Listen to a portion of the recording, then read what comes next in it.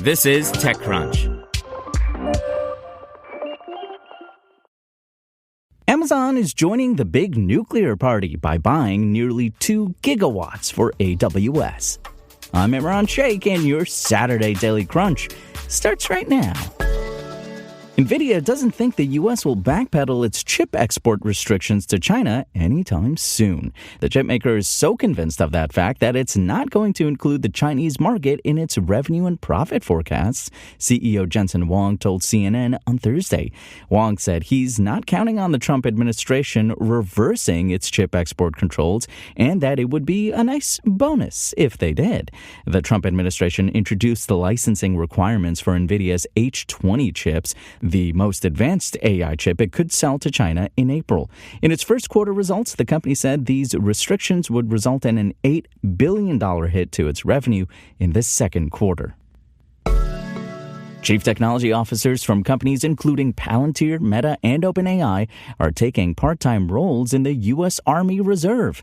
You see, in October, the U.S. Defense Department put out the call to top Silicon Valley talent to take high-ranking positions in the U.S. Army Reserve so they could, periodically, be tapped for short-term projects in areas like data and cybersecurity, the Wall Street Journal reported at the time. Now, 8 months later, Silicon Valley is reporting for duty, sir. The initial cohort of this program will include the CTOs of Meta and Palantir, Andrew Bosworth and Shyam Sankar, respectively, as originally reported by the Wall Street Journal. It'll also include OpenAI executives Kevin Weil, Chief Product Officer, and Bob McGrew, Chief Research Officer.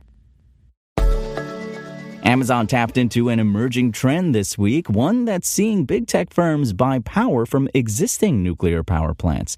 You see, the tech company will power a chunk of its AWS cloud and AI servers using 1.92 gigawatts of electricity from Talon Energy's Susquehanna nuclear power plant in Pennsylvania. Amazon's the latest hyperscaler to go direct to big nuclear operators, following on the heels of Microsoft and Meta. Amazon's deal was announced Wednesday, but it's not entirely new, instead modifying an existing agreement with Talon. You see, the old version had Amazon building a data center next to the Susquehanna power plant, siphoning electricity directly from the facility without first sending it to the grid. That deal was killed by regulators over concerns that customers would unfairly shoulder the burden of running the grid. This week's revisions shift Amazon's power purchase agreement in front of the meter, meaning the AWS data center will be billed like other similar customers who are grid connected. The transmission lines will be reconfigured in spring of 2026, Talon said, and the deal covers energy purchase through 2042. But wait, there's more. The two companies also said they will look to build small modular reactors within Talon's Pennsylvania footprint and expand generation at existing nuclear power plants. Microsoft kicked off the trend last year when it announced that it would work with Constellation Energy to restart a reactor at 3 Mile Island, a $1.6 billion project that will generate 835 megawatts. Meta hopped aboard earlier this month, also with Constellation, to buy the clean energy attributes of a 1.1 gigawatt nuclear power plant in Illinois.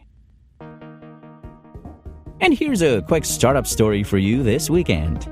Data labeling company Scale AI confirmed on Friday that it's received a significant investment from Meta that values the startup at $29 billion. The startup also said its co-founder and CEO Alexander Wang is stepping down from his role to join Meta and help the bigger company with its AI work. Reports indicate that Meta invested about $14.3 billion for a 49% stake in the startup, which produces and labels data that's used to train the large language models that underpin a significant portion of generative AI development. And that's your Daily Crunch. Today's stories were reported by Tim DeShant, Julie Bort, and more beautiful, lovely TechCrunch journalists. We'll see you here next week, and until then, find us at TechCrunch.com.